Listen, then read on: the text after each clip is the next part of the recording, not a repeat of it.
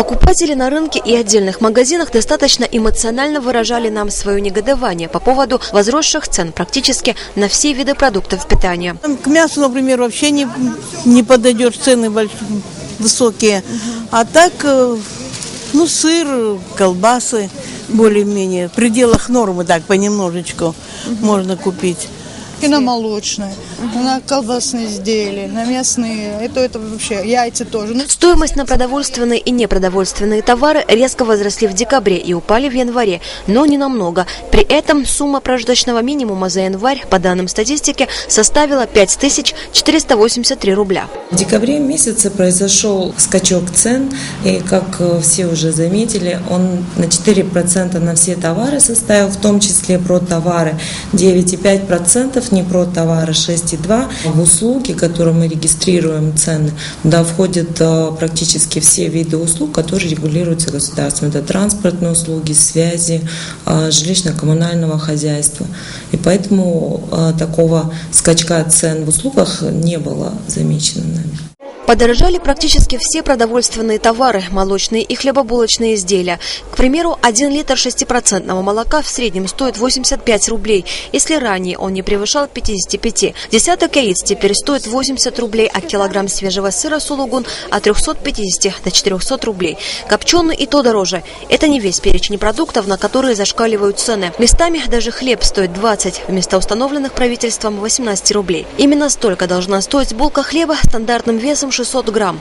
В некоторых магазинах в районе Турбазы вечером хлеб дорожает до 25 рублей. Почему, неизвестно. Вот что говорит работник одной из пекарен в центре рынка. 20 рублей белый хлеб и 19 рублей серый хлеб.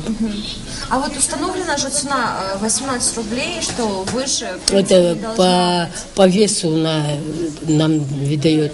Да. Вес и цена соответствует у него. А вот к вам покупатели приходят, возмущаются? Не, никто не возмущается. Наоборот, этот хлеб такой хлеб, что всем нравится. И все довольны. В обществе по защите прав потребителей уверены, в таких случаях хлеб нужно взвешивать. Зачастую в магазинах клиентов обманывают, устанавливая временные цены на продукты без ценника, не говоря уже о просроченных продуктах. Это тема отдельного разговора. Но клиент предпочитает не разжигать конфликт, не оспаривая свою правоту. Однако есть покупатели, которые всерьез обеспокоены произволом по отношению к своим правам. Наши потребители жалуются тем, что сегодня у нас понятно, сегодня у нас наша республика, государство регулирует цену на хлеб и цену на бензин.